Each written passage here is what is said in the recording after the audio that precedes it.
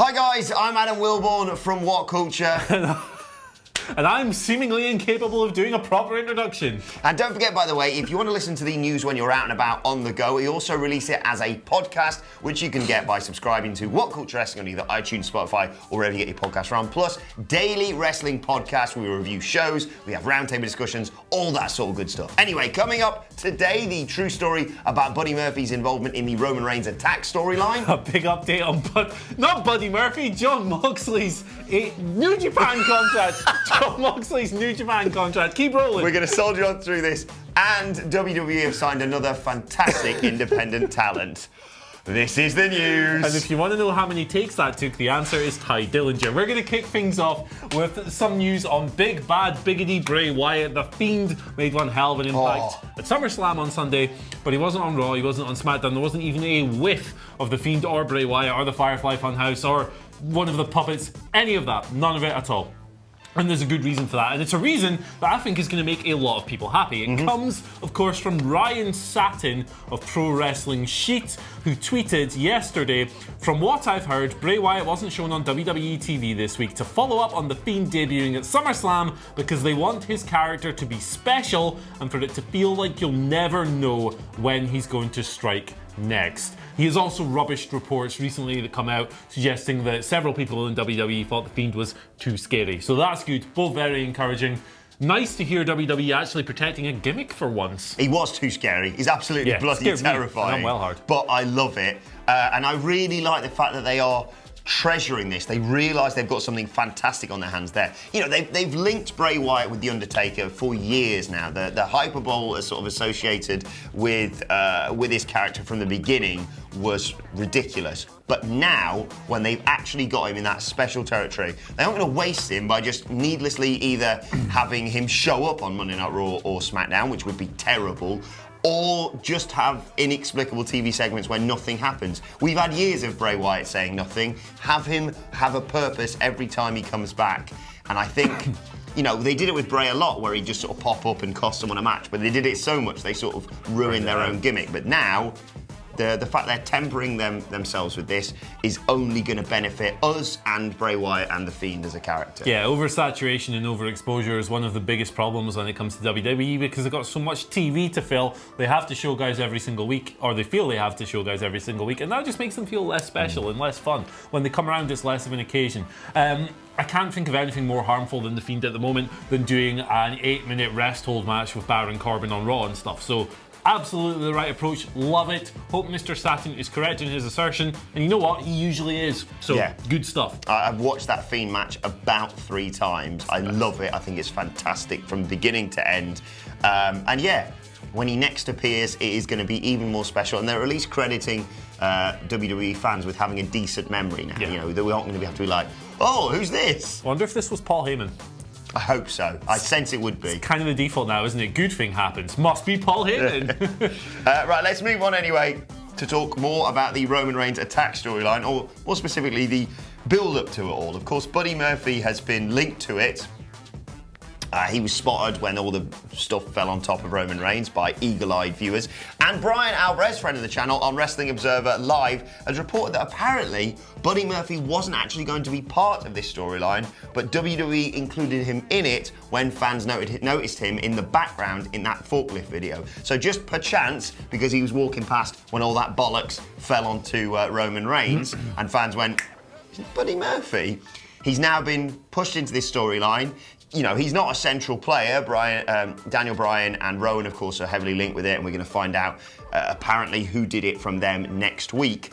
But this has been a stroke of good luck for him because he had that absolute banger of a match with Roman on SmackDown this week. Yes, he's lost, but for a first match, he didn't get jobbed out. He didn't just have a nothing match against a nobody. Yeah, I saw a couple of takes online suggesting he'd been buried, which was the most ridiculous take I've heard in forever. Got like 3 near falls. Yeah, it's ridiculous. Like the amount of moves. He did a goddamn V-trigger and a Kamigoye and a brain buster. He did all kinds of stuff. Yeah, the brain buster. It was really great stuff. You didn't get buried, you idiot. Stop saying that. You're not idiots, I love you really, but just have better takes. Yeah. Anyway, the Buddy Murphy thing, it's kind of like a happy accident in a way, because they just saw this thing, somebody picked it up online, and WWE went, hey, we should probably roll with that. I hope it means good things for his push going forward, because And because it was an accident or whatever, and they just picked up on it randomly and it wasn't planned, suggests to me that they might kind of discard him when it's done if they don't have any long-term plans in place, and that would be a real shame because he's been on TV a lot more recently. He was in the wilderness for like 4 months just doing nothing. Had that great match with Roman last week. I just want to see him do more things, so here's hoping it continues. Absolutely. We'll talk now about Jon Moxley, not Buddy Murphy in AEW or whatever the hell I said in the intro.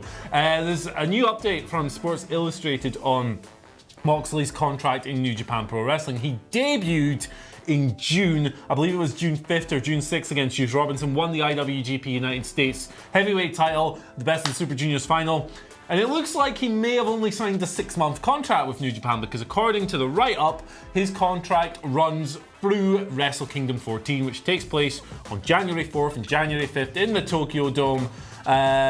Interesting stuff, really interesting stuff, but it kind of falls in line with the story we reported a few months ago, suggesting that Moxley has a 1-year opt-out clause in his AEW deal, and that the guy just wants to be the master of his own destiny. Maybe he doesn't want to pen himself down to these long-term deals.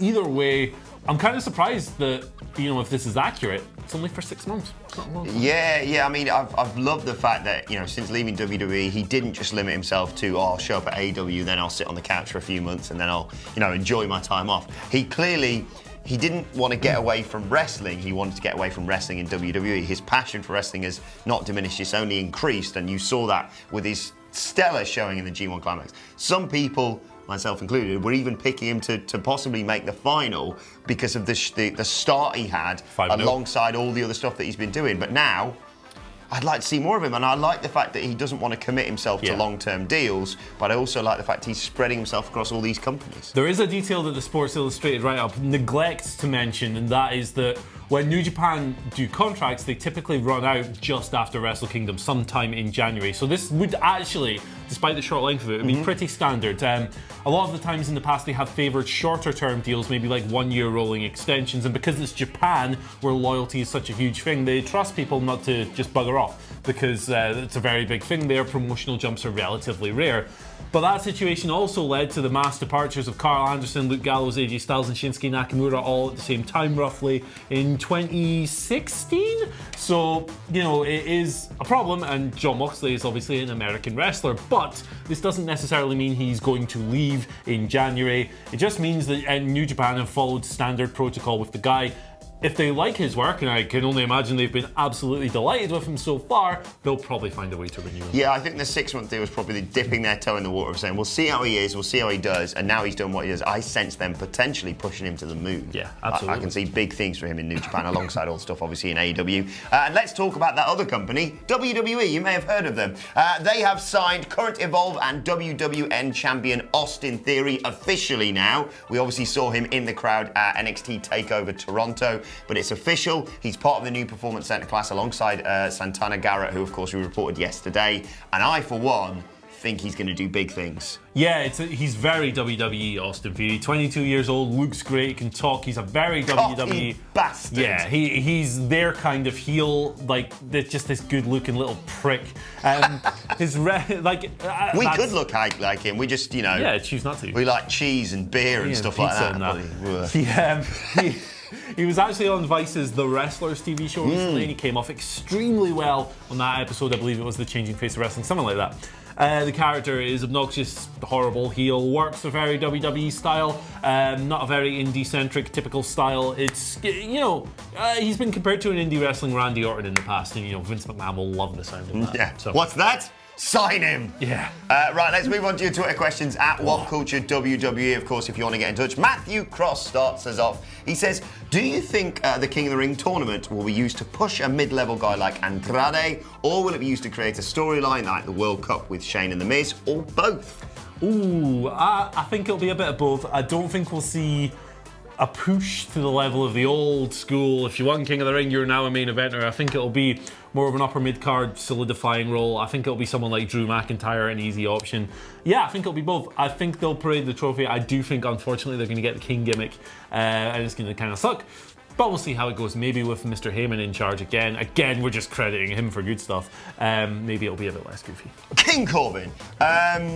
I'm inclined to agree. I really hope there's no involvement of Shane in this. I don't want that to be kept completely separate, even though obviously Kevin Owens has said he's set his heights. I mean, if he costs Kevin Owens, that's fine, but I don't want Shane to come in and swoop in the final and be like, I'm the king now. I'm king. No.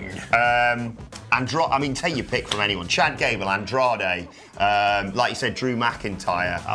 Ali. There's so many fantastically talented people, and I hope, it elevates them. And I've said before, I hope they use it sort of akin to the Worlds Collide tournament for NXT and all those, 205 and all that, where they say the winner of it gets a title opportunity of their choosing. Not, you don't have to go world heavy, the World Championship. You could pick United States Championship, because then that would also add value to that. Of like, no, I don't want to fight for that. I want to fight for this championship because I value it, rather than just being like, oh, do you want the United States Championship? Because we haven't got anything for you in the main event scene. Anyway, let's move on to me the 6, you the 9's questions.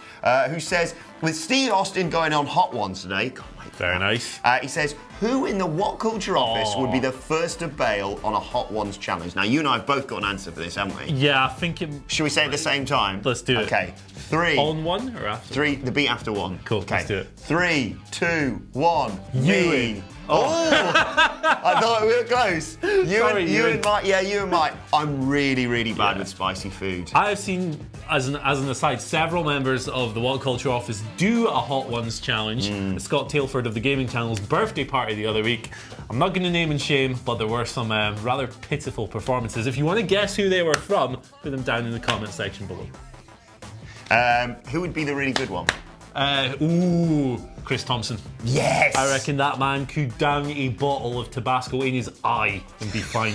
He's really hard. How do you reckon Miller would do? I don't know what Miller's like with spicy food. I don't know either, because Simon Miller's got that big rough exterior, but at his heart, he's just a lovely, lovely guy. Yeah. He's a lemon and herb Nando's kind of guy. He is, isn't he? Don't tell him I said that. Right, let's move on to the final question today, which comes from Icon505, who says, with the whole who's doing this to Reigns storyline, do you think that Bryan and Rowan know, and it turns out to be Harper, and they have a bigger stable? I think that'd be a really good storyline, actually, but I do think that Luke Harper's just absolutely done with this company and that he's not arsed. Reading like the attempted resignation letter that he posted on Twitter and stuff was very heartfelt, very honest, very earnest. Yeah, no, I think he's done. I would love that to be the case. It'd be good. It would be good. And of course, it's Thursday, so you know what that means. Right, let's move on to today's and finally. Some people just whoosh straight over there. Let's move on to today's and finally, and just Twitter bants flying when it relates to the 24/7 championship. Of course, the current 24/7 champion is Elias, and we reported yesterday that Drake Maverick told his wife Renee that R-Truth is no longer 24/7 champion, but instead it was Elias and not Drake, and she looked disappointed. Elias has responded to that by tweeting at Drake Maverick and at Renee Maverick with a picture of him looking, you can see it, absolutely stacked in that referee's top. Jesus Christ. And guess what happened immediately after that on Instagram? Yes, you guessed it. Renee Maverick, Drake's wife, has now started following Elias on Instagram. The plot thickens. Drake better hurry this up and consummate your damn marriage. Drake is about the size of one of Elias's biceps, isn't he? Like, Jesus Christ, he's looking real jacked, baby. He's going to throw him like a lawn dart if he's not careful. Use him as a toothpick. Let us know your thoughts on that and all of today's news stories in the comment section below. And don't forget to like, share and subscribe. And you can send us Twitter questions at WhatCultureWWE. Watch, they can follow both of us. You can follow him at Andy H. Murray. The H stands for hip-hop-opotamus. Ooh, my lyrics are bottomless. You can follow me at Adam Wilborn. You can follow us all at WhatCultureWWE. And as I said, make sure you subscribe to What Culture Wrestling for daily wrestling podcasts via iTunes, Spotify, wherever you get your podcast from. My thanks to Andy Murray. Thank you for watching. We got there in the end, and we will see you soon. Oh, what a shoot. And I'm Andy Murray from WhatCulture, and in the words of... So I'm Adam Wilborn from WhatCulture. And I'm... unable to speak, apparently. And I'm too shy. Coming up today, the true story about... Oh, I've completely forgotten his name. Buddy Murphy. That's all right. Coming up today, the true story about Buddy Murphy's involvement in the Roman Reigns attack storyline. A big update on Buddy Murphy. We've really f***ed ourselves here. Buddy Murphy. True story about Buddy Murphy's original involvement in the Roman Reigns attack storyline. Started talking. What a shambles. If you're a fan of the news and you want to listen to it, we also release it as a podcast. All you do is to subscribe. All you do is to Yes. I think we're about even now with the screw ups today.